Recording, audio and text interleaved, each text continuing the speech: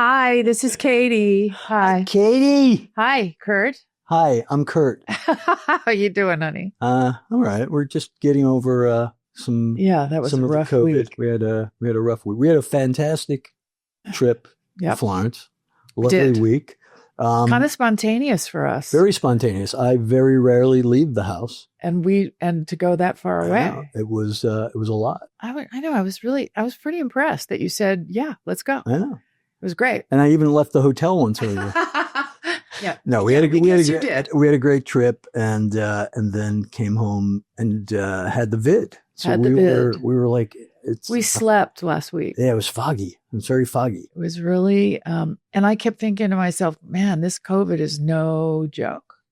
Because I really just, I don't remember having it that bad before. Well, when our doctor said, did you take a test? I was like, for what? COVID. I was like, is that like still a thing? Yeah. Because it feels so, even though it was just a couple of years ago, it just, I don't know. There's just, maybe it's psychological. Well, I want to put it in a box and close it. We're good at denial as human beings. It's true. We forget the pain very quickly. Yeah. I mean, we had to like dig around for fucking masks. We couldn't. I know. I know. How unprepared. Remember when there was masks everywhere? Like you couldn't pull something out of your pocket without finding a fucking mask. I know. And we couldn't, Wild. That's the human spirit. It bounces back.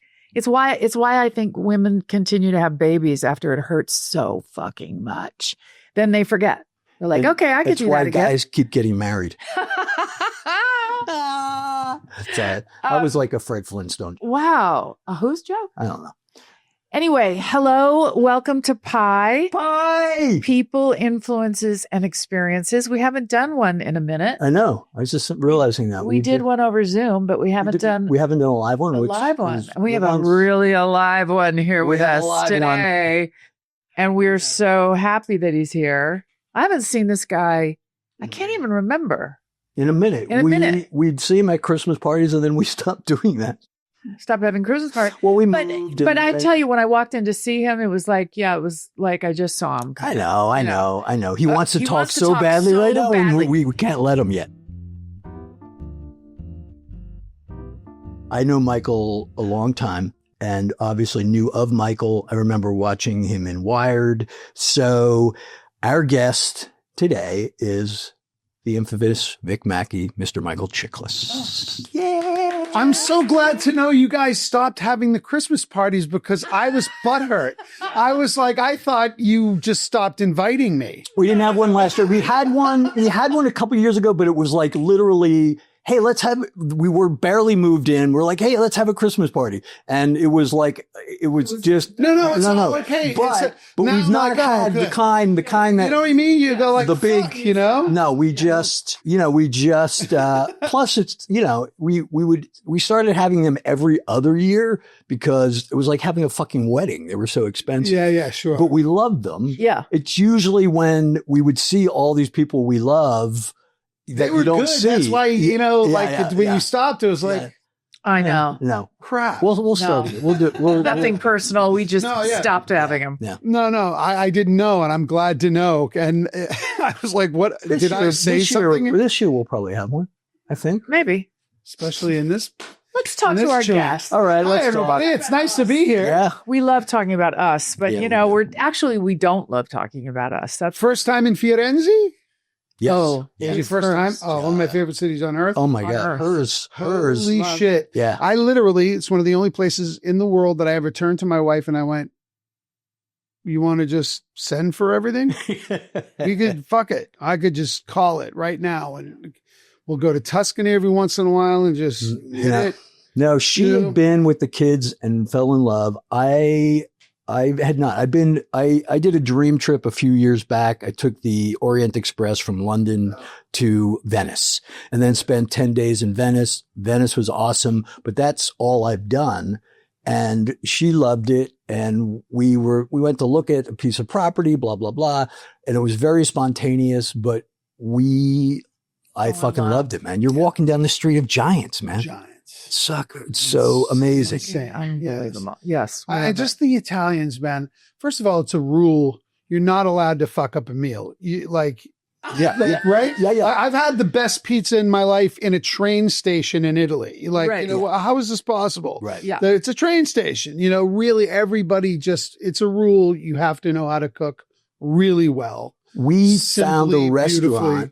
that we just went back to, and we knew there were great restaurants, but the meal was so fucking good. We were like, why Does it go down go? into a basement Yeah. by any chance? Because Well, there was the a place restroom in Florence where we went down into a basement. It was called The prosciutto or something like that. You began with a called? P. Anyhow, it I'm going to find it. Begins with a P. and I don't know if it was a basement. We went in. No, once you went out of that main room, then you did go downstairs. That's right. And then there was another level downstairs. Right. So it did have a basement. But to your point, everybody I knew who had been in Florence gave me a restaurant. It was the best restaurant they ever went to. So I realized, there's just great fucking food here. Yeah. So But we just wandered around. yeah, we did. It's really I love magical. that. But honestly, a friend of mine just recently told me the name of that place because I met this guy when we went into this restaurant by mistake, happenstance. This is 20 years ago when I first took Autumn and Odessa and Michelle to Italy when they were kids during our run on the Shield during a hiatus. We went to Italy and we went down into this little place and the guy made the wine downstairs in the cellar. Everything was beautiful. And I met this guy sitting next to us with his whole family. David Quinn is his name. And this guy knows everybody. Do you guys know David? No. Well, almost everybody. He's one of those guys. We struck up a friendship and we've been friends ever since. And, every once in a while, because I can't remember a name to save my life, I'll go, Quinn, what was the name of that joint that we met at? And it's just one of those places. It's, I will get you the name. All right. It next might time be. you go. Who knows? Because It's it was unbelievable. And Yeah. the guy comes out and whatever's fresh is what they made is, that day. Yeah. It's a rotating menu. we looked at some properties up in the hills and shit, and every fucking place had their own olive orchard. Everybody made their own fucking olive oil. Everybody had their own. You should see my wines. backyard, man. I'm you Greek, growing? Italian, and Irish and English, but that's not the growing part. But my whole backyard is filled with herbs and tomatoes and you're gardening vegetables. back there. Yeah. Nice. Yeah. Well, Great. Let's jump in. Let's dip into that heritage a bit because Yes. we That's where we like to start. we like to start Okay. where you Started. where it all began, where you came from, where you grew up, that what your folks did. your family, Okay. all of that shit. Well, you might find a lot of it surprising. My whole life, I thought I was three things. I thought I was Greek, 3/4 Greek, and 1/4 Irish and English. My mother's mother was Rita Moran from Macroom in County Cork. And she had this sort of lyrical, lilting sound. And she was just lovely. I love my Nana. She was beautiful. But the rest of me, I thought was Greek. But as it turns out, at 55, a handful of years ago, I did a 23andMe, and I find out that I'm not a little bit, I'm 18% Italian, Wow. which isn't a little bit. I mean, No. it's almost 20%, right? And I called my two best friends, Steven Stabile and Bob Pasquarella, two Italian boys from Boston. And I'm on the FaceTime with them, and I go, "You guys believe I'm Italian?" And they start laughing at me. They're like, "Yeah, we do." Yeah. So yeah, as it turns out, I got a chunk of Italian in me. I'm still trying to figure out where that comes from. But growing up Greek, I really grew up as a Greek. Greek tradition. Greek tradition, Greek Right. Orthodox. In Boston? Did you grow up in Boston? I was born in Lowell, which is a little big city northwest of Boston. And my parents are a series of dichotomies in that my father's like a tough guy from the acre in Lowell, but he was a hairdresser. Right.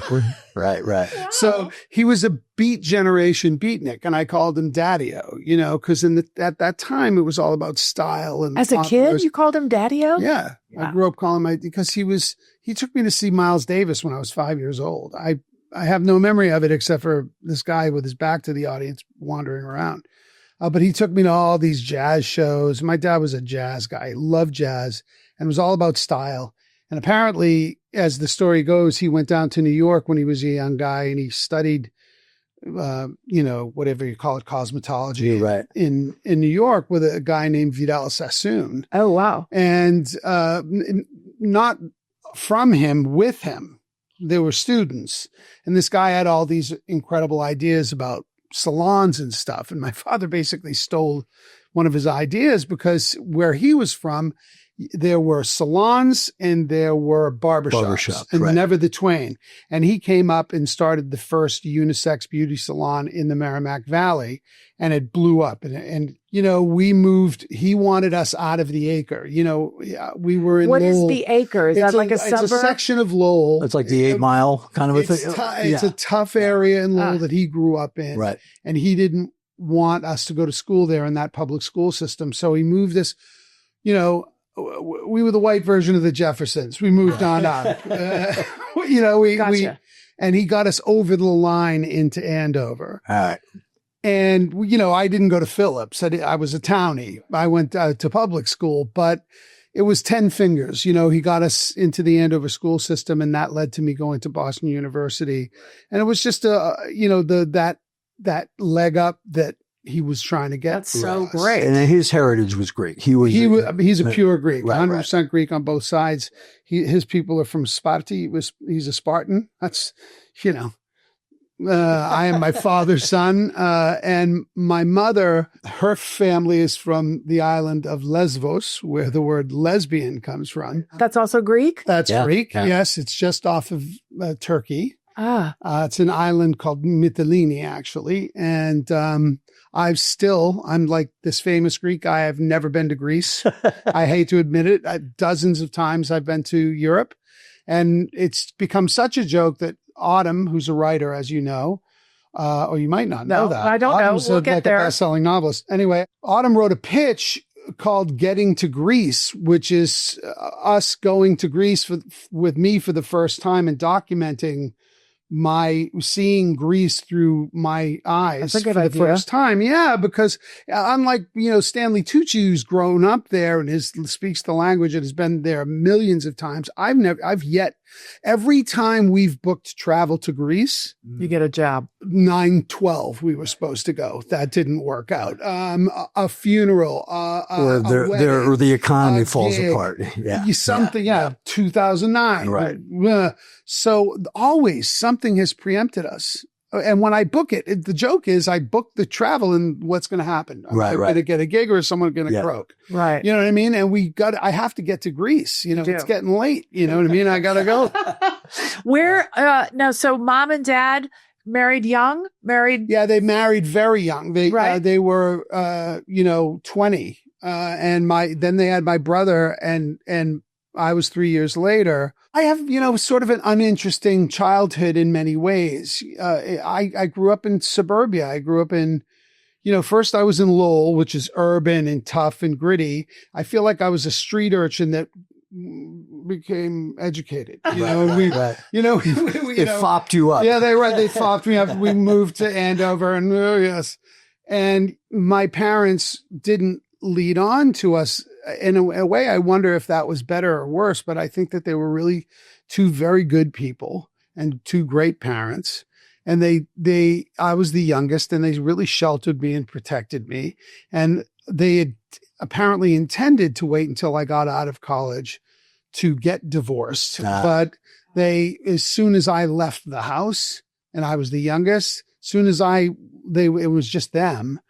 They broke, and that broke me for a good calendar year of my life. And this was when you went off to college. Yeah, my right mid-semester freshman year to mid-semester sophomore year, I spiraled. And that was like That's hard. Yeah.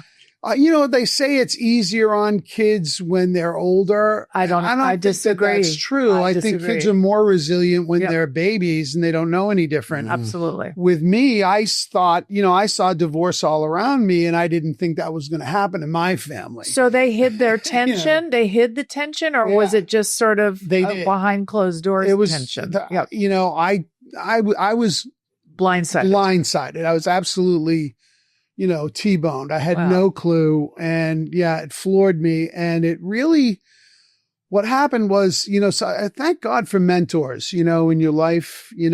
I was very fortunate to have a handful of mentors in those years of my life, starting with this guy named Mark Kaufman, who was my first theatrical mentor. When I was 14 years old, I, believe it or not, did a production of MASH. I played Hawkeye in MASH in 9th grade. What, in the school play? They did the MASH? School play, and they barely cut a thing.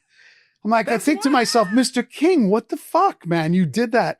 And it was amazing that, Massachusetts, very forward thinking. Anyway, it was very successful. And the first night, I was always bitten. I knew when I was 5 years old that I was going to be an actor. I don't know how. I still marvel at that. Were you a showy kid? Were you like one of those kids? Here's what happened. I was in love with a show called The Copycats, Frank Gorshin and Rich Little. Oh, okay. They did imitations. Right. So I would imitate them imitating other people, and I found that I could do it. So really, imitation was the first thing that I got into, like being a mimic. Mimicking. I would be in front of my huge Greek family and I go, hey, I've seen better faces than an iodine bottle. And I do, these different, and they crack up, and I sort of got that dopamine of them, of being in front of the group. But then I saw Brando, and I was very young, too young to see Brando, like really young, 6, 7. And I saw, On the Waterfront. And I went, that's what I want to do. I want to do that. And I just fell in love with movies and started seeing. Do you do a Rod Steiger? Take the money, kid. Take the money. Take it. I actually worked with him twice. Take it. Take them. Great. Here you go. Ready? We worked together, and a person, I'm not going to say who, was really rude to him. He was going to help this person. And the guy turned on him and said, what are you going to do? Show me your Academy Award? Some words to that effect. And he goes, no, kid, I'm going to give you a little advice. And he goes, yeah, what's that? He goes, I think you should take 2 weeks off and then quit the fucking business. And I went, I almost died. I was like, holy shit. And oh my God, I'll never forget Joe Montaigne was standing next to me, and he just went, I just was like, oh my God. Oh, that was. Take 2 weeks off and then quit. I think you should take 2 weeks off and then quit the fucking business. That's so fantastic. Anyway. So you're watching Brando. Yes, back to you. I was talking about mentors, actually. And, but I knew early on I was going to be an actor, but I got bitten once and for all when I played Hawkeye in MASH, and I got 14. That first night standing ovation. Right. I just was like, oh yes, I'm right. Here we are. There it is. My balls have dropped and I am here.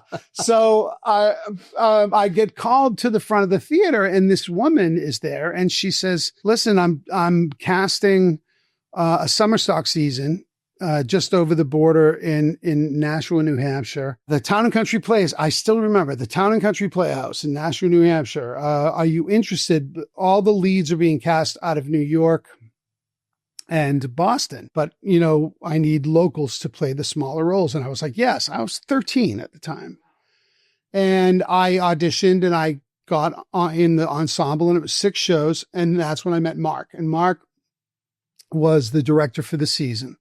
I think he was 30 years old. His wife, Janet Wong, was starring in a chorus line on Broadway at the time. And, I love this story. One of the things I loved about Mark was, even though I was only 13 years old, he never patronized me or treated me like a little kid. He would ask my opinion, and he would talk to me like a grown person. If Nashua was here and where he was staying was here, my house was here. So he took to picking me up on the way to rehearsal. And my parents allowed this. I was going to say, what was their take? They were like, they sussed him out a little bit, and he was the director of the thing. And they, my father had great instincts. So did my mother. And they were like, go ahead. And as we had these drives back and forth, we got to know each other better and better. And then sometime in the middle of the season, I invited him to go in and, because my father, it was summer and he would be barbecuing. So they struck up a friendship. And one hot summer night in my backyard in Andover, Mark said, hey, listen, when you guys go to see theater, where do you go? Like professional theater. And my mother said, well, we go into Boston, which is about 35, 40 minutes southeast of here. And he said, well, do you think the Merrimack Valley could sustain a professional equity theater? And I popped right in, absolutely. And let me tell you why. And he was like, why? And I said, well, look at this summer stock season. It's sold out before we even started doing the shows. Mm-hmm. Every community theater, every high school production, everything, because there's nothing to do here. Right. And you have to travel 40, 45 minutes to see anything on a higher scale, a higher level. So yeah, absolutely. And he said to the three of us, would you help me? Because I'm thinking about opening a regional theater here in Lowell. And one calendar year later, and I got a real backstage pass, and I was his helper. You know what I mean? I remember. What great experience. Wow. Oh my God. Yeah. And by the way, my father was integral in getting that, because here he is. Hey, Nancy, my son is involved in a theater. Yeah.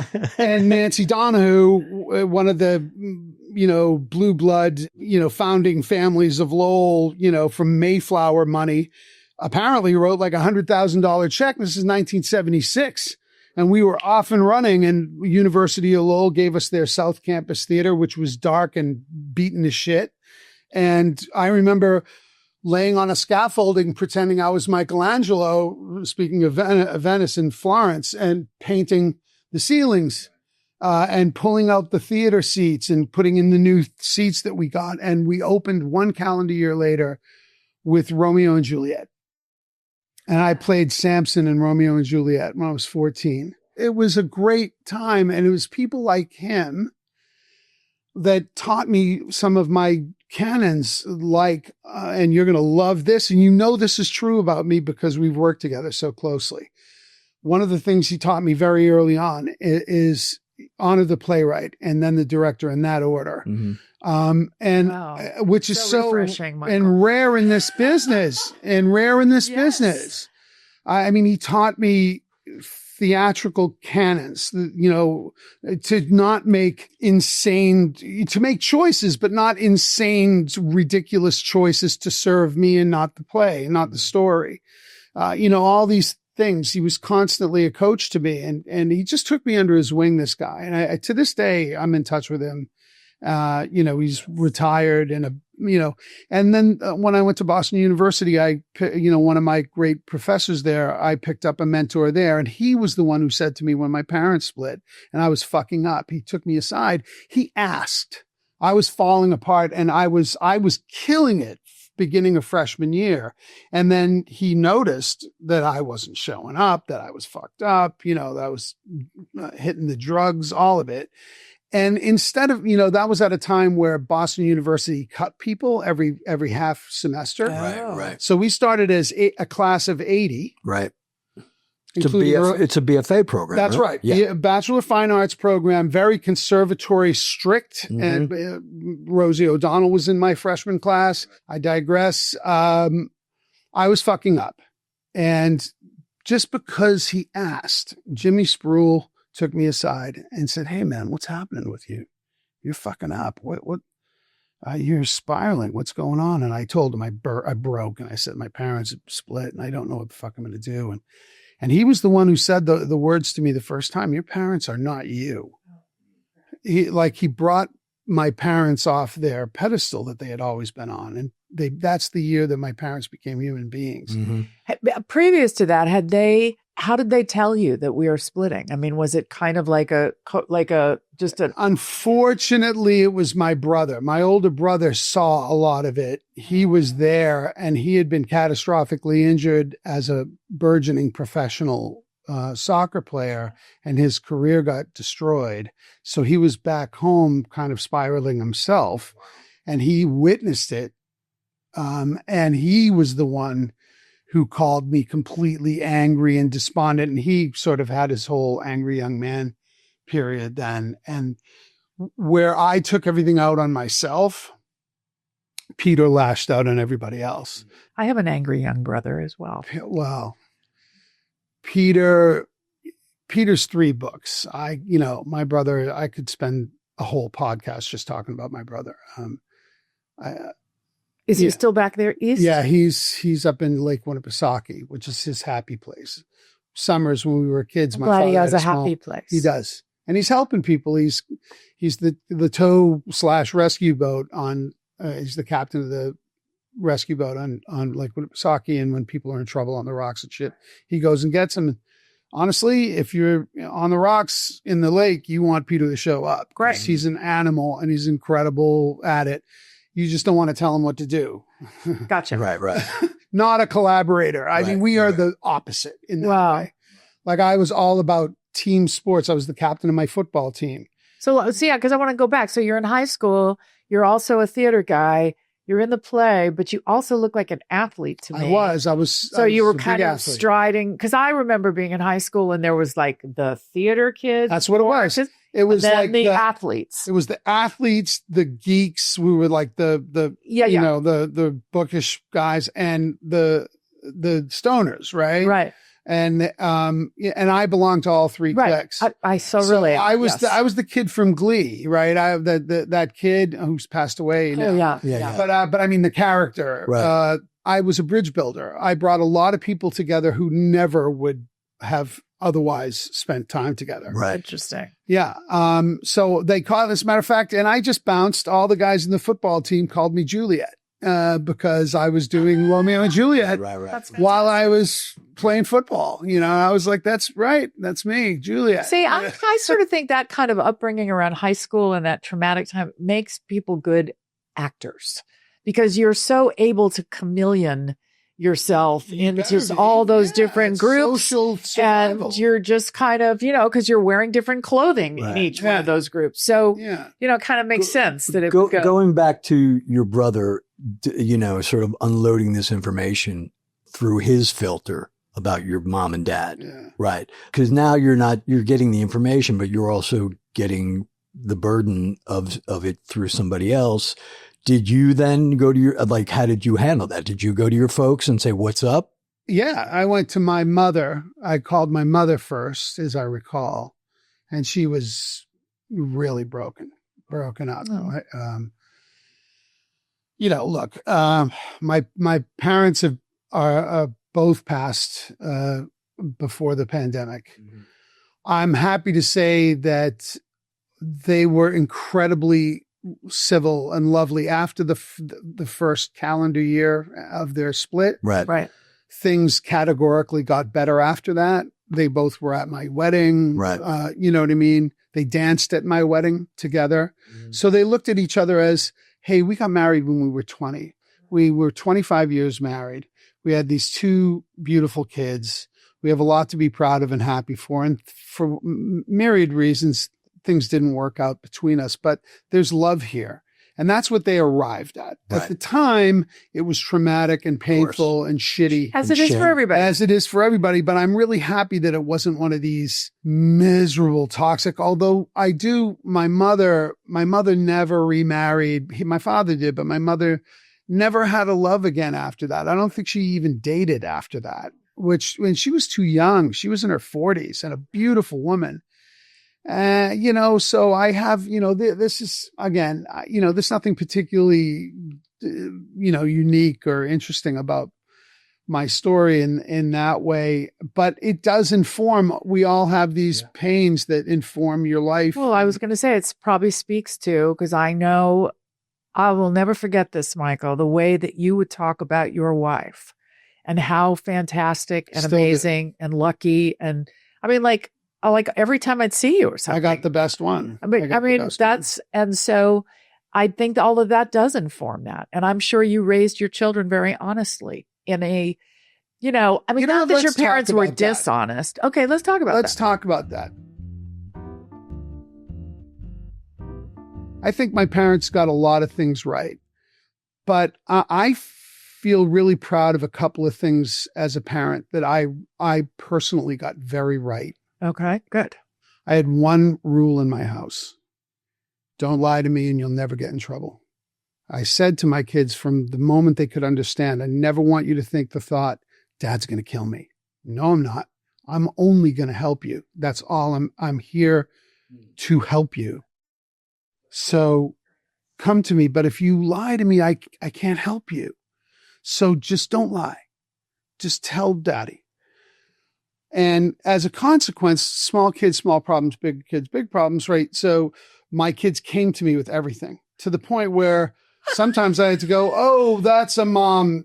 Like, Yeah. Yeah. whoa. It's kind of like when Jackson came to me and said, I'm ready to have sex, Mom, at Yeah. 16. I was like, maybe you better go talk to Kurt. Although I gotta say, I was even good about that. Well, here's what I gave when I gave him the birds and the bees talk, and I did it early. I did too. Jackson was 27. Mine were 11, I think, or 12. And I said to them, because I grew up in an area where there was a lot of religiosity and a lot of that sort of taboo, and I saw people want the forbidden fruit, want what they couldn't have, what they were told was bad, and then spiral with guilt and all this other shit. And I was like, fuck that. And my father was great about that too, because he was like, it's beautiful. It's not. So I said, he would say, sex is beautiful. It's a beautiful thing. It's a natural part of life and you should enjoy it. It's very Greek. Yeah, isn't it? By the way, my father and mother were quintessential philosophers. If my father was anything, he was a philosopher. Love that. And I'm an extremely philosophical person. I spend all my spare time reading philosophy. That's my whole life, really. Huh. Wow. Yeah, it's a little, but it's great. And I think more about we'll get into that in a moment. But, Anyway, just so people know, you have 2 daughters. I do. Right. Autumn and Odessa. Autumn is now 31 Jackson. Wow. Sarah's age. Yeah. and that's married right. 1 year. She got married 1 year ago. Oh, my goodness. She's 20 on the 29th of June. Last year they got married. It was a beautiful ceremony in Malibu. It was gorgeous. I don't know if you could have beaten her bat mitzvah, which I was at. Oh, That was good. an amazing bat mitzvah. That was good. Yeah. But anyway, Yeah. I digress. I'm extremely proud of my children and my wife and I and the substantive, incredible women that we've raised because we did it in LA and being in the film and television business. And we've seen a lot. And the biggest thing is, again, honesty, availability, talking. Like I made myself available. Like I said to the kids, at 30, you might hit a couch to talk to a shrink, but it won't be about, and forgive me using that term, but fuck shrink. Yes. But you're not going to say dad wasn't there for me. That's not going to be your complaint. Maybe like I was too transparent. I said too much. Dad was too there. I was too there. Get off me, Dad. But, we just talked to the kids. We were available to them. If they had something on their heart or their mind. And I'm sorry, I'm a little old school in that I don't believe in do not enter on the, Of course I don't believe in that. If you're living under my roof, fuck you. I'm going to know your mind and your heart. I'm going to go through your shit if I feel like I need to, because you're my kid. It's my whole life and my job to see you through. That's it. And, like people are so concerned about their kids' rights and their friendship. Get the fuck out of here. That's right. Make sure they stay alive. Make sure they're okay. Keep them alive. That's right, Exactly. keep them alive. Make sure their heart is okay. Right. Don't leave them to their own devices and getting advice from some asshole, that you don't know. I know that what I'm telling my kids is sound and right and based on hard-won experience and life lessons and my parents' wisdom of the ages and my grandparents. Let me ask you a question, though, because I raised my kids very similarly, and there were still secrets that I found out later. Good, right? Yes. I thought for sure I knew everything. course. And then they're like 19 and telling me the shit they really did. That's right. Listen, there's going to be that anyway. Right. There is. Yeah. Right. But at the end of the day, if they know, if shit gets really real, they know that they can come to you. They can come to you and say, hey, what do I do? I'm in How trouble. do I do this? Right. I'm in trouble. Or not even that, or I'm just in a quandary. I don't know how to deal with this. And by the way, we also held them accountable. If a teacher, the once in a million time that a teacher would say, hey, we didn't go like, my child, right or wrong. No, we turned and said, hey, what's up? Right. What's happening? Totally. No, our youngest. Accountability is kind of accountability is important. And as a result, I really feel like we have two, again, substantive, in the room, smart, big-hearted, philanthropic, beautiful young women that I'm incredibly proud of. But as far as the sex talk was concerned, right? Going back to that, I said, like my dad said, it's a beautiful thing, but on your own terms. Mm-hmm. I don't want you living with regret and being manipulated into things, and no one forces your hand. Mm-hmm. Right. That's you. You have your autonomy, and that's it. So they're self-respecting, and it's reflected in their choices of men. I was going to say, I bet Autumn married a good guy. I love my son-in-law. I have a son. Yeah, I have a son. Wow. Right. That's beautiful. It's beautiful. What a good boy. Great. That's He's fantastic. a good boy. Again, smart, substantive. You don't have to ask him. He just jumps up and helps. That's right. Boy. And then you meet his parents and you go, yep, well, that's why. Right. Because they're awesome, Right. Anyway, well, I've never in my life spoken like this, ever. Really? I've never spoken about my family life publicly, ever. Oh, wow. Well, I've also, to our house. I've also coveted it because, but the thing is, the way we're handling this isn't vapid or no, but I would never, I've been asked millions of times by, magazines and stuff about, my family. And I just don't, I'll say cursory things, little things, but I don't get into it like this. Well, there's something about the intimacy, we're both in recovery, right? Right. Yeah. And there's an intimate conversation that always happens in recovery because it doesn't happen on a superficial level. You have to kind of figure it out where the puzzle started, how it's playing out now. So that's almost why we started the podcast. Yeah. It was like those are interesting conversations to us because we are a product. And incredibly relatable because we all have our pain, our origin stories. Right. Our brother that's a sibling rivalry. I saw you going right back for that too because that's a big source of pain with me, my big brother and I. And by the way, I'm nervous as hell talking about him right now. Right. No, I get that. And here's the thing. This is not, and to your point, like this isn't about, give us the dirt. No. It's really about, we know who you are as an entertainer and as a performer, as an actor. And for us, it's always about like what informs that? Like, where did that come from? When was that? And, and when I say we do no research as kind of a joke, but it's true. Like when we have people on and we hear their story, and I knew some of your story, but very, as you said, very little, to hear where people come from. And then for me, never mind the listener, but for me to go, oh, fuck, that's how that happened. Right. So that's to that point. That's why we feel that there's a level of that we get in recovery, because only if you are actively engaged in any kind of growth, emotionally or spiritually, all you have is truth. It's the only thing you can lead with. And to almost to a fault, that's kind of where we're at. Yes. Okay, this is a perfect segue into philosophy. Okay.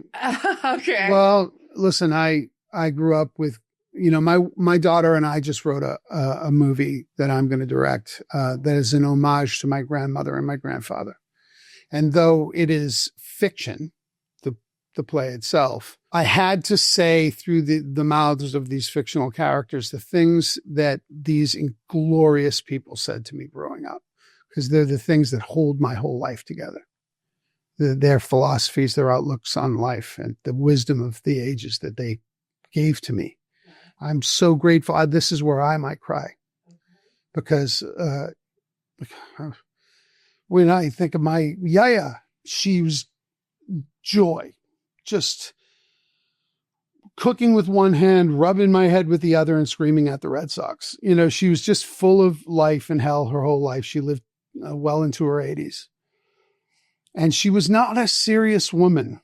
She was always light and gregarious, but once in a while she would get very serious. And it was almost like getting punched in the face because, you know, it's the opposite of the boy who cried wolf. Like, she never cried wolf. And when she did, you went, you know what I mean? It was real and you knew to listen.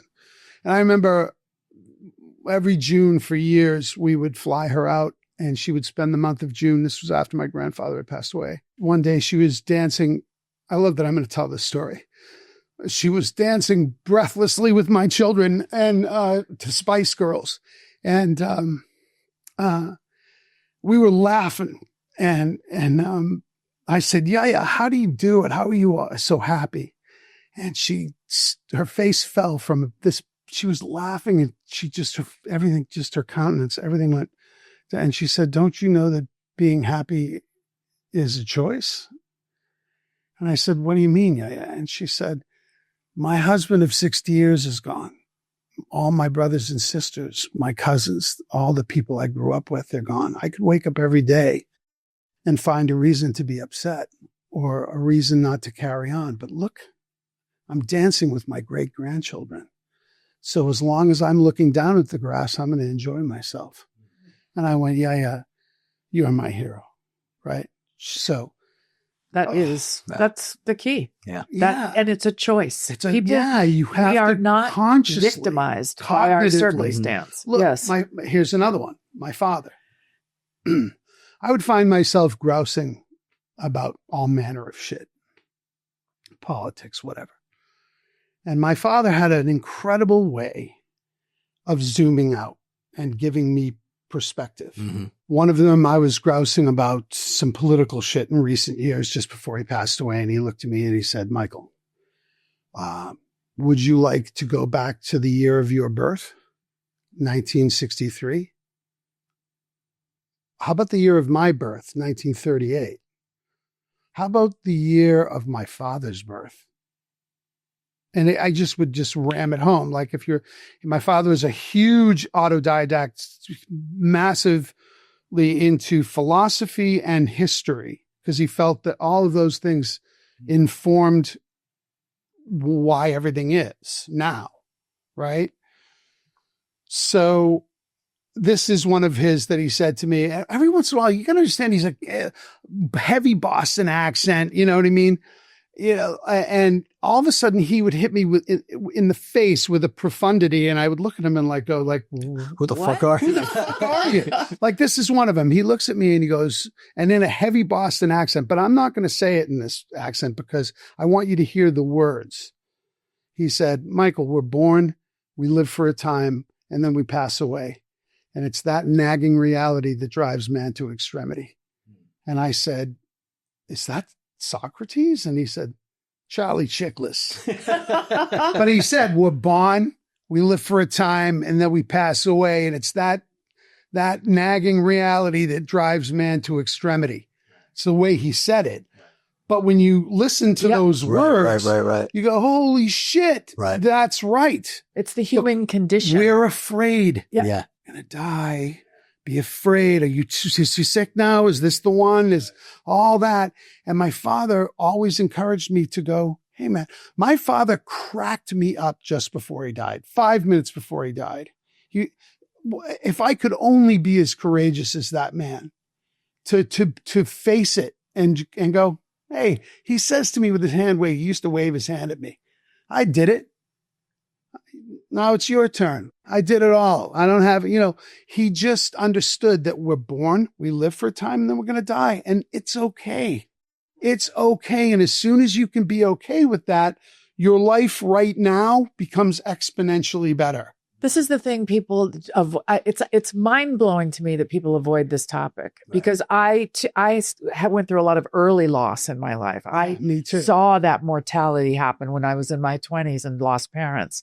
And when you have even that experience, whether you're scared of it or not, you have that reality that, this is finite, this experience. Yeah, that's right. So my choice is, am I, like your Nana said, am I going to, I can be obsess on the saddened by negative? this all the time. Right. Or, hey, man, let's get on with it. We're Once past around. time's passing.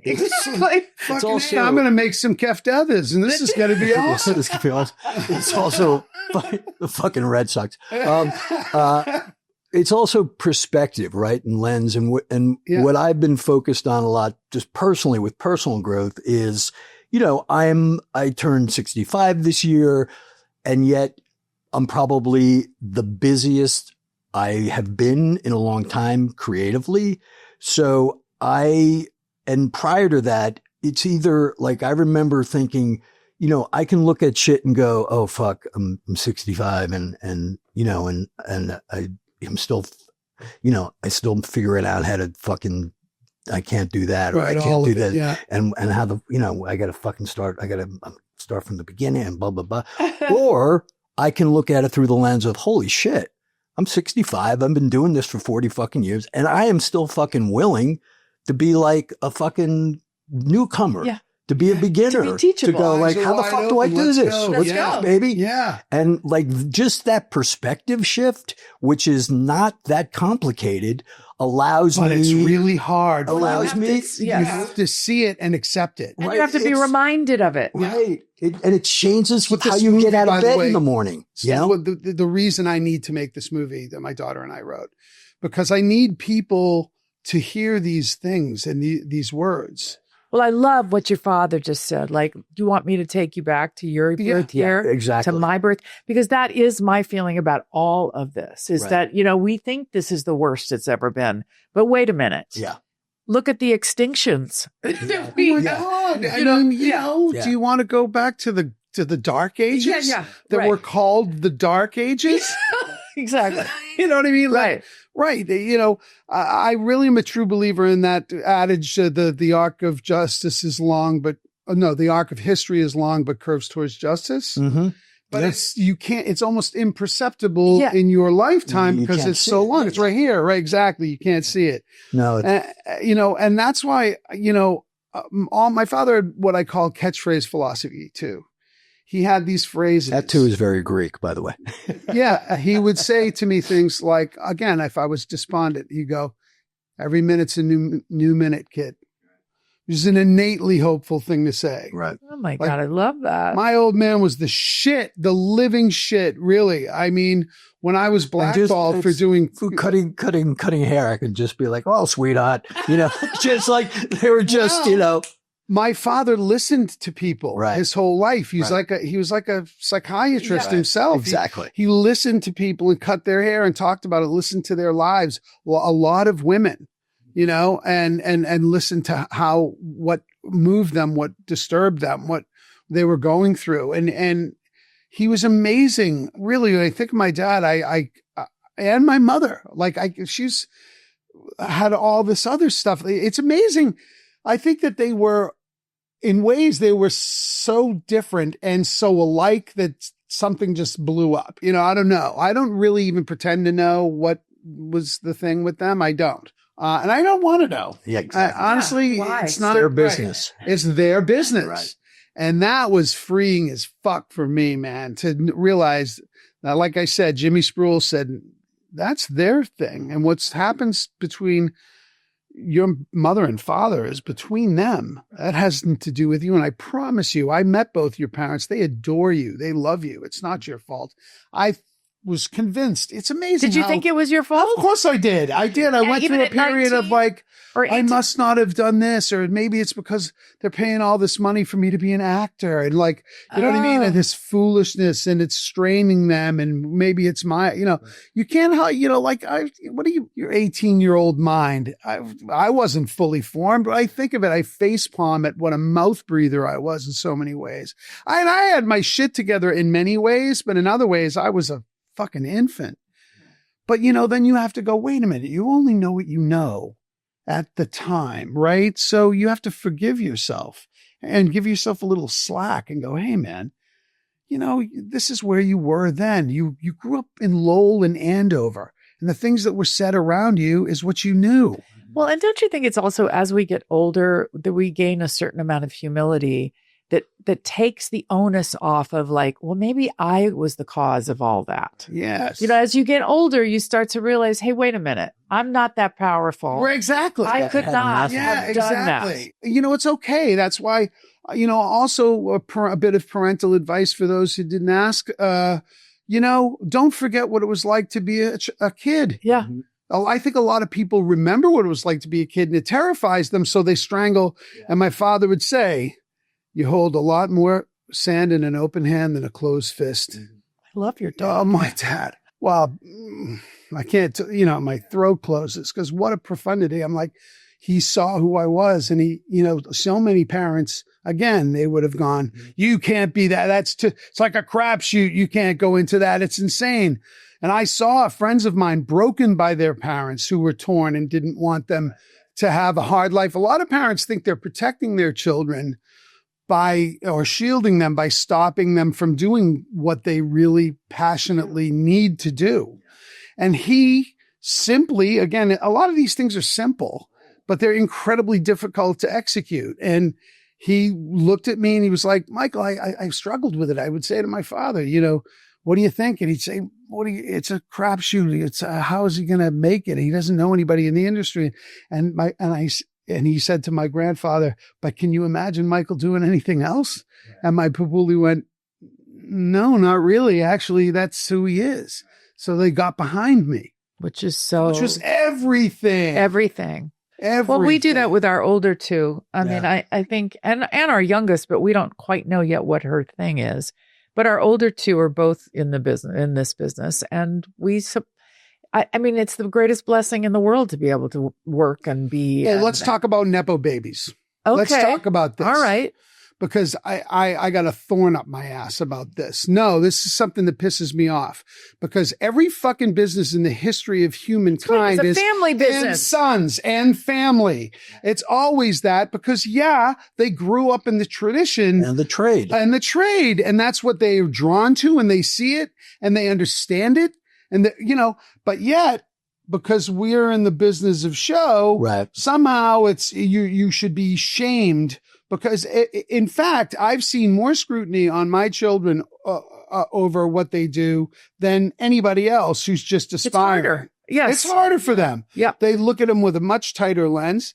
And, my daughter right out of college wrote a novel, and it ended up becoming a best-selling novel. And now they're going to make it into a single camera half hour. She's got a horror movie that she's making right now. She's a very prolific writer. She's got 5 different projects plus her sophomore novel that she's about to come out with. So great. Yeah. I mean, the kid's killing it. She really is. And I didn't write the fucking book. You know what it takes to write a book? Yep. Yeah. Or a screenplay. It's a lonely sport, man. And what am I going to do? I'm just sitting there encouraging her, reading her drafts, but I'm not the one sitting there putting pen to paper or, computer. Right. I think the problem with the Nepo baby thing, though, for the kids is they don't get the credit from the outside view that they've put in the work. They feel, the concept of Nepo baby is that they just, rolled out of bed and mom and dad. But it was handed to them. Yeah, yeah. And it's that's so not true. That. It's not that. As a matter of fact, again, like we were saying, I think that they're far more scrutinized.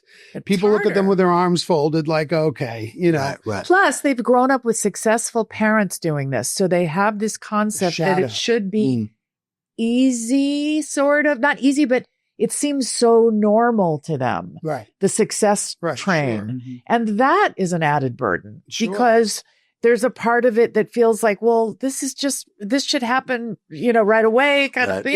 Another layer to this is my Autumn. I had no intention of allowing, I shouldn't say allowing, but I did not want my kid to be a child actor because of all the horrible stories you used to hear and see. I wanted her to have some semblance of a normal upbringing. I wanted her to go to prom, to get her heart broken, to be social, to go to school, all those things. So when this opportunity for her to be in the Shield came up, right. I was very nervous about it. And I said, frankly, to Scott Brazil, listen, honestly, I have blinders on when it comes to my kid. Bring her in a room and read her because I think she's the greatest thing in the world. But, you know, you have to judge this. And Sean and he read her, and they came out to me and said, Michael, she was the best one for the job. Plus, you're her father. There's a connection, and all of it just works. So we'd like to do it. And I said, yeah, but I'll tell you what, I can't have her coming in here at all hours of the day and night. Mm-hmm. So we made it so that Friday after school, she would come and bang out her 2 or 3 scenes with Katey and I, or whatever, you know, and if it was summer months, she could do more. Right. And that's the way we did it. And that's the way we handled it. But unbeknownst to my wife and I, right at that time, social media was happening. And unbeknownst to us, talk about things that you don't know. And this was my daughter's pain. There were people telling her to kill herself.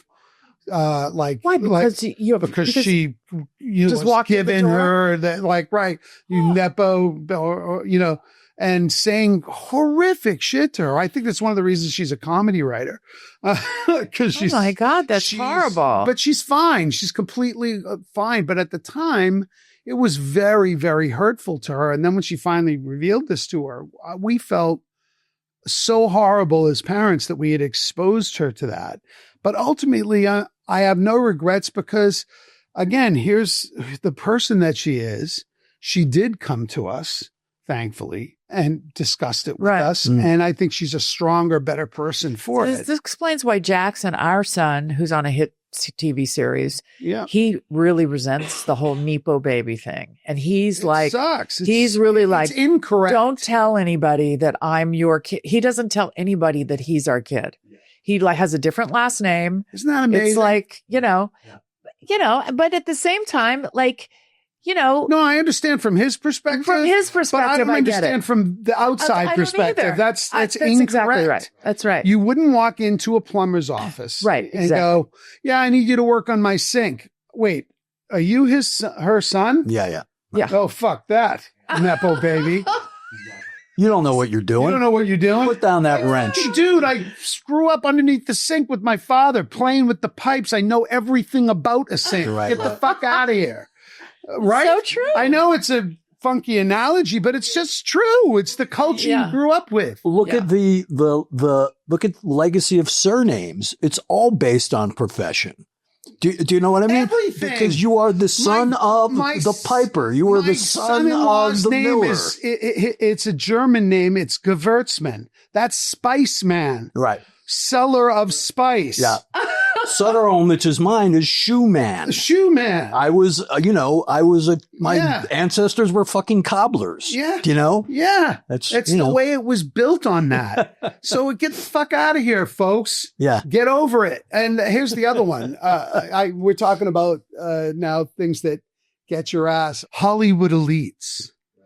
Who the fuck are they talking about when they say Hollywood elite? I mean, I know that there are some, but I'm from Lowell. You know, where are you from? Right, Jersey. Yeah, you're from Jersey. Galway. Well, I'm from here. I come from a show business family, so I'm not Hollywood elite. Make you an elite? I think I'm just a working person. I grew up with a director as a father. We're seeing him never come home and work his ass off. His ass off. Well, that's the thing. This is one of the things I want to dispel to people. I don't want to mock people. I just want to tell them, hey, here's the truth of it. The people in show business are by and large middle-class folks who work their fucking asses off. We're like a mobile army unit. We show up at a place. We pitch our tents. Mm-hmm. We throw down 14, 16 hours a day. We often leave a place in better shape than the way we found it. Mm-hmm. We're a complete working unit, and we do this together.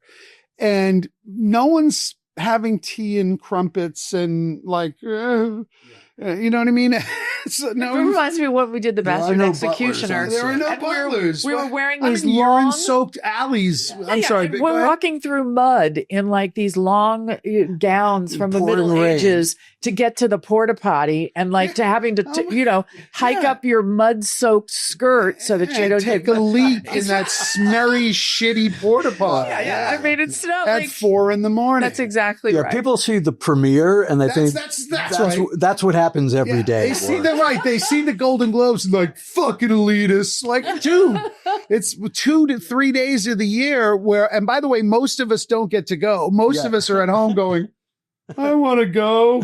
I didn't get to go this year. Well, we do our business well. We are in the business of illusion.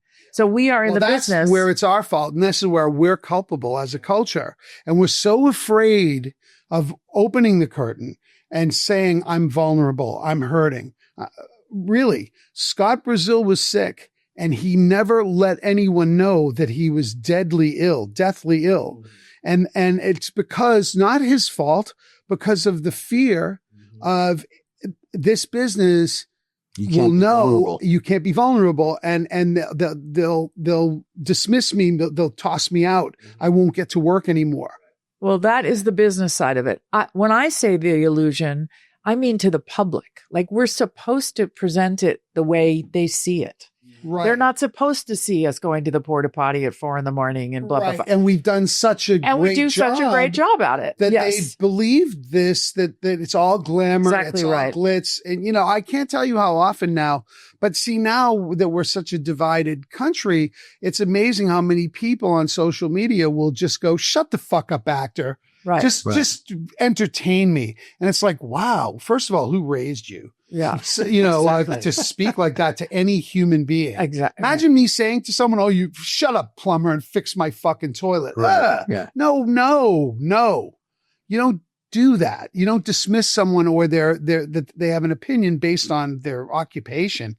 By the way, that's another thing that I bemoan is that when I was growing up, actors carried a tremendous amount of respect, and generally because they were kind of worldly wise, and that they were sophisticated and they read a lot and they went all over the world and they got to see bits and pieces of so many different lives. They're philosophers. Right. They're also tradesmen who had honed their craft the way you would if you were if you were a potter or do you know what I mean? So there wasn't the great divide that between occupation. Right. It was, it was your service. trade. Yeah. I think I live to break that divide down and then let people know that, hey, we're people. We get up in the morning, we hurt. When people say these things, when they at you, you see it. You know what I mean? And these things are, what? No, I am agreeing with you. Oh, I thought you said, I don't know. No, I said, I know. I never read comments. I stopped reading reviews after season 3 of Sons because good or bad, they didn't serve me. Because the good ones I'd start believing, and then the bad ones I'd believe more. Do you know what I mean? And literally, I'd have to tell Solberg, stop. It's a great review. I can't read it. I can't because I had to extract myself from that point of view because otherwise it's impacting the way I do my art. I'm starting, and then it bleeds in everything else. Absolutely. Right. The way you parent, the way you are a spouse, and fuck that. In a business that's constantly like this, I like to do this, to maintain an even keel. Well, you have a balanced life. I think for so many people. By design. I was going to say, because probably your younger years were not as balanced until you meet Michelle, you have children, you decide, okay, what are my priorities? And that really evens an artist out if they decide to. Yeah. Not everybody does, but if they decide to live a balanced life. I think we have to balance ourselves right now. I find that sometimes my book precedes me, and meaning there's an expectation of behavior, of attitude, of presence that people have of me before I walk in a room. And some of that for the most part, I've manifested a lot of that. And it's been, people take that point of view to the extreme.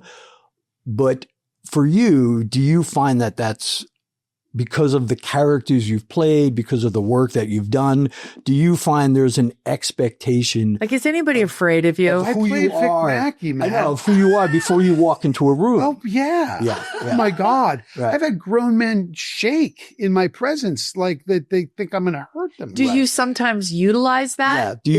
Is that something that comes in handy? Do you find you lean into it on occasion?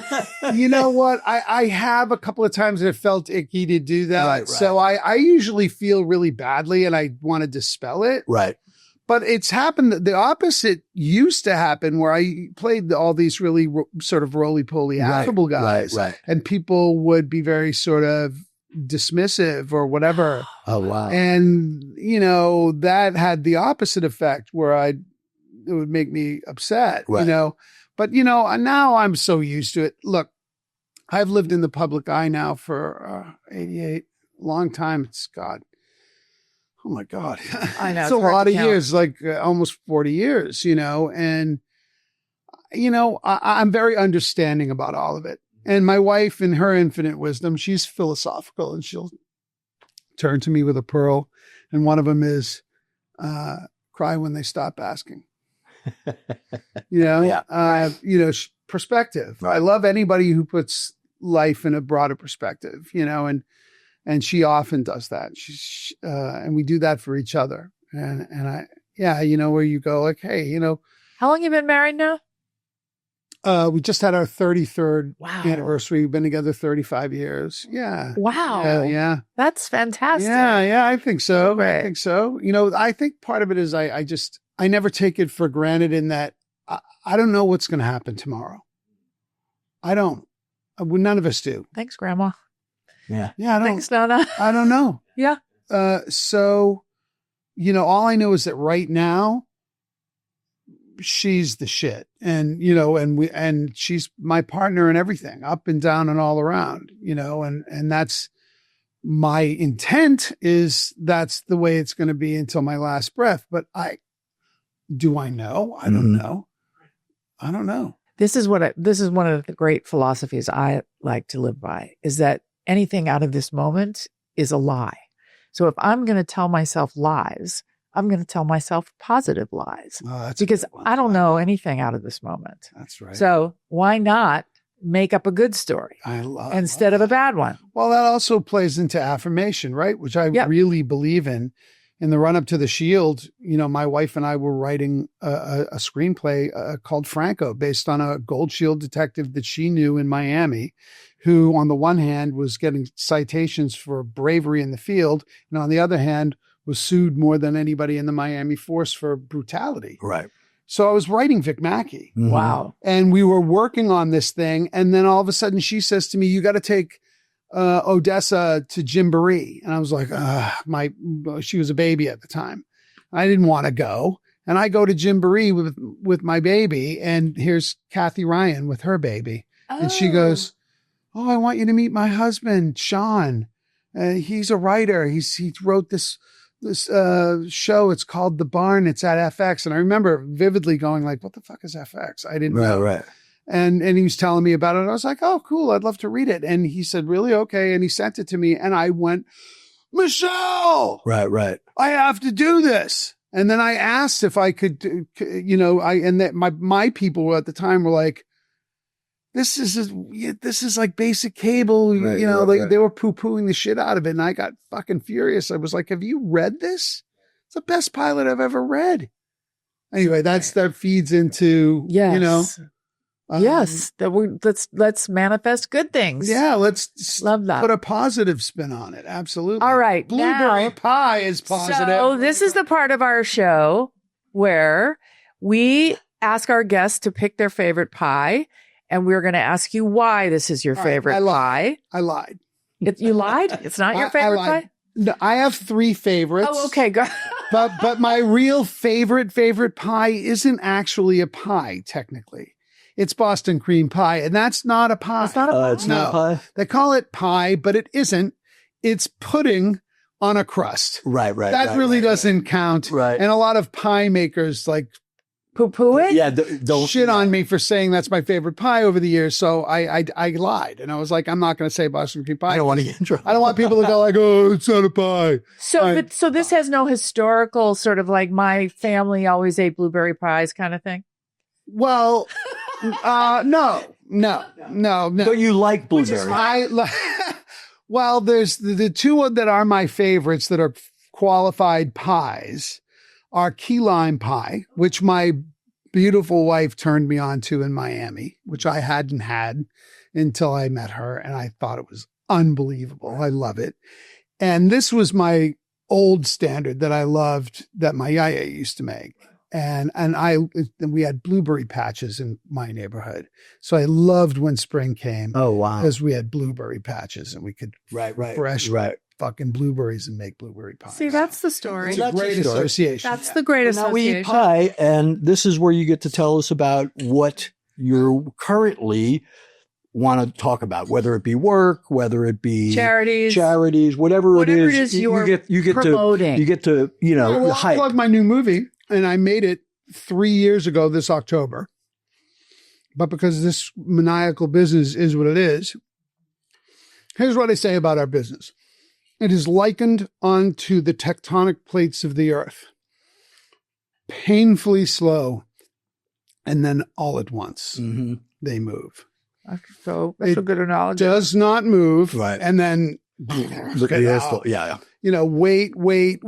go, yeah, and that's what's. Sorry if I blew out your. No, that's fine. Yeah. You're good. And that's what's happened with this. I played the oldest college football player in the history of college football. It's a true story. Wow. It's so cool. I play Mike Flint, and Mike is from Texas, from West Texas. He has a sort of a violent upbringing.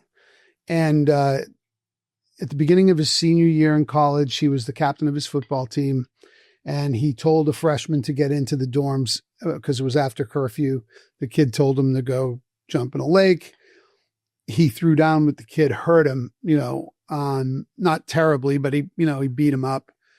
And the next day he was not only thrown off the team, he was thrown out of school. And he left in shame, never looked back, held it his whole life. And some 40 years later, he was invited to a class reunion. And he was like, I've received this in error. I didn't graduate. Right. And his wife's like, no, they reached out to me. The guys in the team really want to see you. They miss you. And I want you to get this monkey off your back. And played brilliantly by Mary Stuart Masterson, plays my wife in it. And she's phenomenal. And such God, I adore her. In any case, he goes down there and it's like no time has passed. And they're like, hey, man, you look like you could still run with him. And, joking around. And he goes, well, I probably could. Mike's always stayed in shape. He was a strength trainer. And they said, well, you're eligible. You were only suspended for 18 months. And he was like, what? He didn't know that. Right. So he got it in his head, and they were holding trials right then to tryouts for the team. Calls his wife. He's like, I'm going back to school. No, he didn't tell her. He said, I'm going to hang out here for the weekend with the boys. We're having such a good time. Meanwhile, he goes and tries out for the fucking team, and he makes the team. Wow. And then he tells her, and she loses her shit because she's like, what? I sent you down there to exorcise these demons, not to fucking play football, Anyway, she said, well, if you're going to do that, then you're going to do your senior year and get you're going to graduate. And that's why it's called the senior. It's a double entendre. Oh my God. Wow. So the character actually goes to high school. He goes to college, not high school. College. He plays college ball at 59. That's crazy. Wow. When I met him, he was 74, and I shook his hand and I went, oh yeah, you did do this, didn't you? Right. Wow. He's a strength trainer, right? So I was just like, hi, Mike. And the first thing I asked him was, are you crazy? Because, I was the captain of my high school football team, and I still hurt from that, because I played Division I high school football, and I could have played D2 college ball, and I didn't because I knew I was going to be an actor and I wanted to keep my teeth. And, yeah. I was like, no. Thank God. Yeah. So and he went back and he did this shit. And it's just what I love is that it's like Rudy. It's a redemption tale. One of my favorite movies ever. Yeah, it's me too. And by the way, and it's written by the sports guys. Like written and directed, and Rod Lurie directed it, and Mark Giardi produced it, and he did Miracle and Secretariat and The Rookie. So these guys do great sports films. What's it called? The Senior. And when is it coming out? September 19th or 18th at a theater near you. So a theatrical release. It's a theatrical release. Wow. Country nationwide. Love. Which, everything's a Marvel movie now. I or know. a horror movie, No, I and love Never the that. Twain. And it speaks to the quality of the picture. Right. And I wouldn't speak this way about it, except that it sticks to the landing. I'm in it. I'm watching myself, and you find yourself going, "Go, motherfucker, go!" Right. You know what I mean? It's that. It just evokes that in you. I bet you're great in it. It's so fun. It's so good. why 3? It took 3 years to get it all. Well, COVID, and then two strikes, and then other shit, But and then when did you distribution. shoot it? 3 years ago, you shot. This October, we started shooting it. Wow. 3 years ago. So now it's finally, and sometimes when you hear that, you're like, what's wrong with it? It's not that. It was just this fraught business. And again, tectonic plates, and then suddenly. Oh, that's exciting. Yeah. So it's very exciting. You know what I loved? I loved working with these boys, these young men, Dude, I put on a football uniform for the first time in 40 years. And I was all fired up about it and trained for it and was getting in shape, and I had been playing Red Auerbach, and I got fat for that. And then I lost like 30 pounds. I was working my ass off doing the Vic Mackey thing and getting back into shape. And then I got there and I put the uniform on, and I saw some of these guys, and I got scared. Because they're big. Like I met Willie Bell, 6'3", 240 out of Ole Miss. I'm like, holy shit, I'm going to be hitting him. And I did all my football save maybe 3 shots. Really? Yeah. My stunt guy, God bless him, he did a couple of shots, man, where when I saw it, I was like, oh, thank God I didn't do that. Right. Yeah, I would have died. Right. Like, oh my God. And I loved playing football back then, but when you're a kid, you're pliable, you bounce. You're stupid. And you're stupid. Now, my God, I'm, and I like, man, my eyebrows hurt. Like I hurt so bad during that process for 12 hours, you'd be on the field, and we did a month of football. Wow. It was intense. Oh. And when they said, Michael, you're wrapped and nothing broke, I was like, I fucking did it. Oh my God. It was the triumph of my life. I was so thrilled because I not just got through it, I lived it. And these boys and I had such a bond. We had such a good time together. Did you shoot it in Texas? Yeah, we shot it in Fort Worth, Texas. And that's where we're going to have our opening. And Solberg's going to be down there. I hope he's going to make it.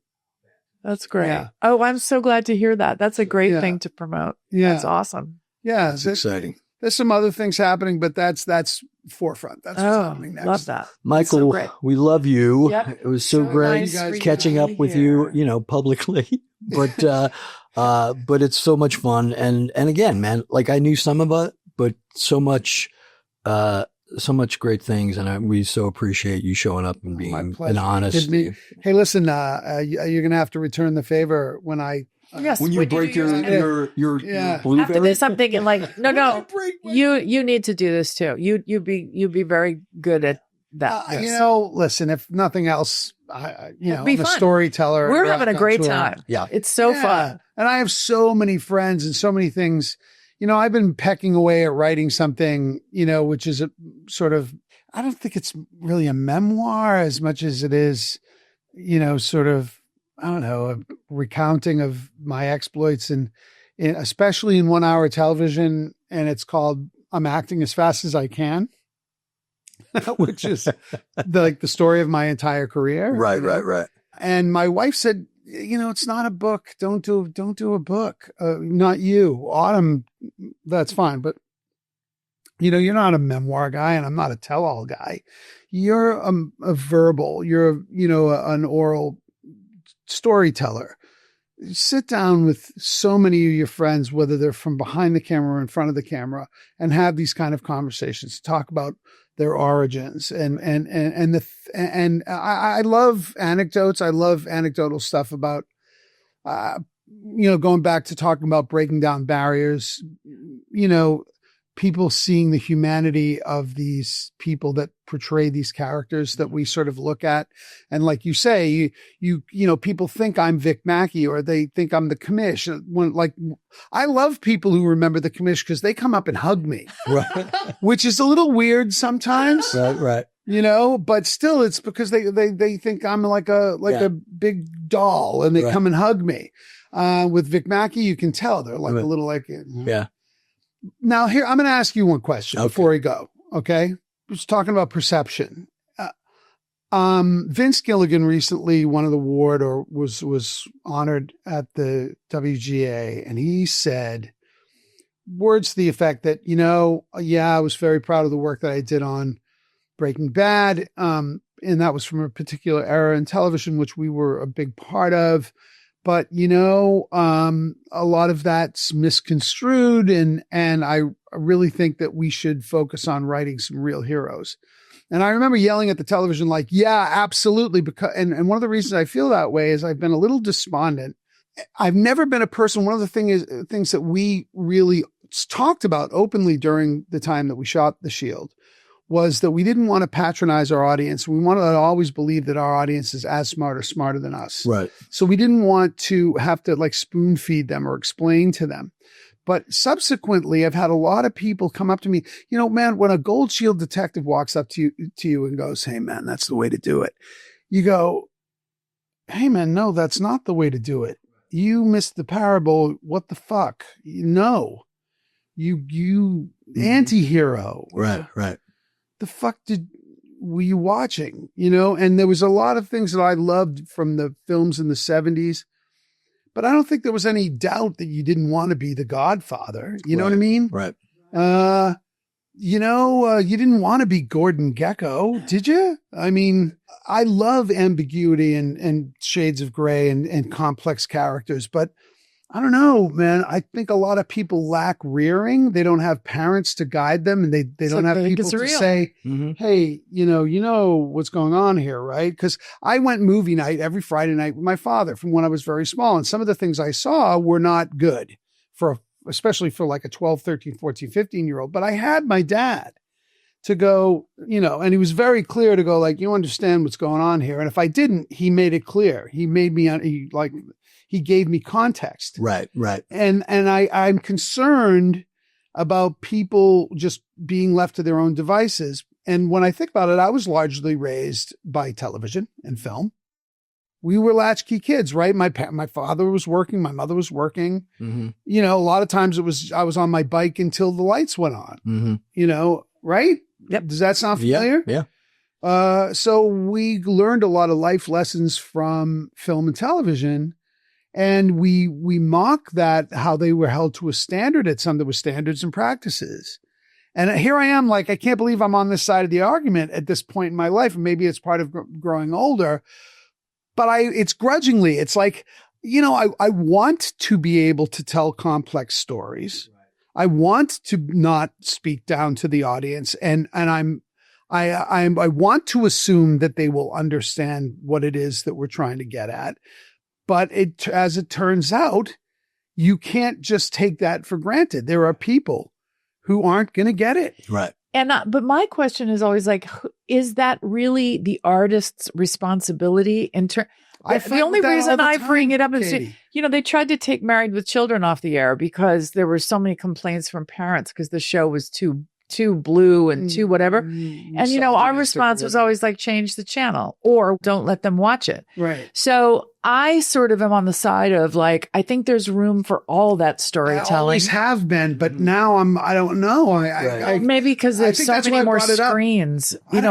Kids are watching shit like on all kinds of devices. You don't know what they're watching. Right. And that, you ultimately like even with Sons, yes, there are elements of it that are that people are drawn to in terms of the family bonds and the brotherhood and the camaraderie. But, you know, the bigger picture is you had a guy who was too sensitive and wired too deeply to live the life of an outlaw, right? And couldn't hold both worlds.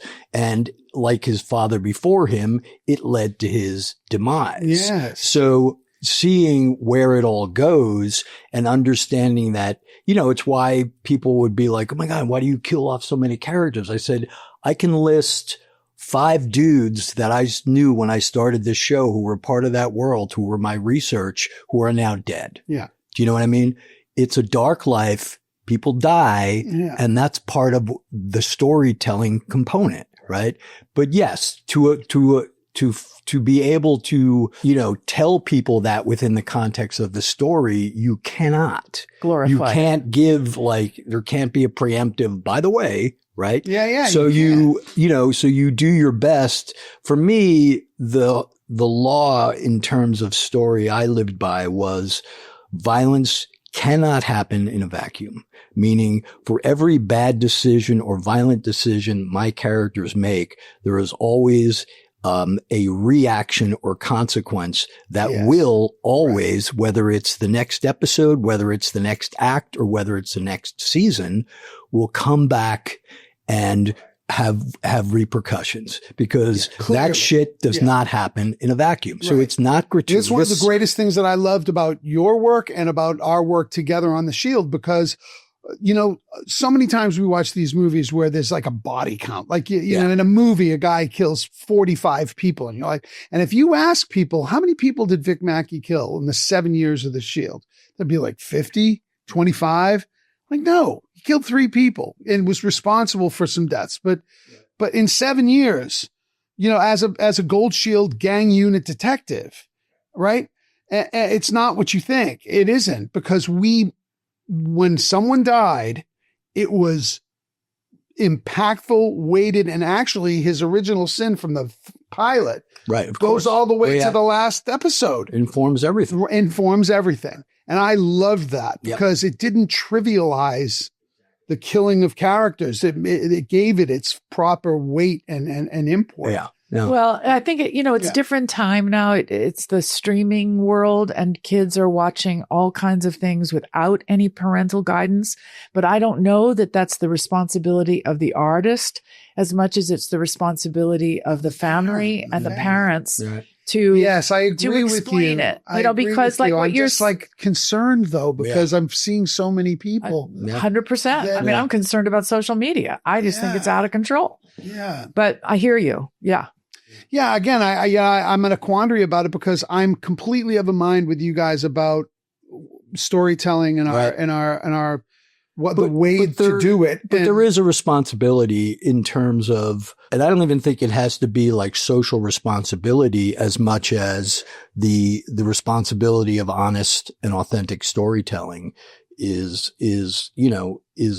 the way showing the consequences Absolutely. Of that. And yes, we did that. You know, I mean, Vic ends up having lost everything in a gray suit, in a gray cubicle. By the way, can we just talk about that? I loved it.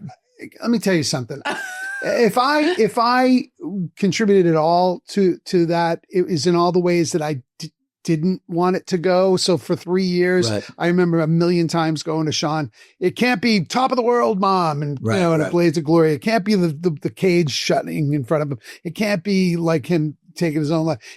All the things that I felt it couldn't be is only thing that I only contributed in saying, like, don't do this, don't do that.